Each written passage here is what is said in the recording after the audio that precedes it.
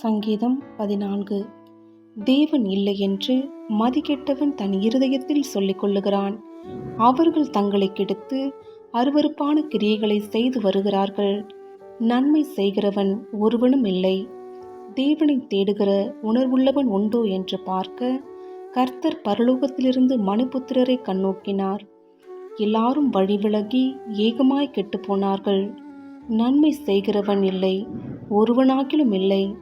அக்கிரமக்காரரில் ஒருவனுக்கும் அறிவு இல்லையோ? அப்பத்தை பற்றுகிறது போல என் ஜனத்தை பட்சிக்கிறார்களே, அவர்கள் கர்த்தரை தொழுது கொள்ளுகிறதில்லை.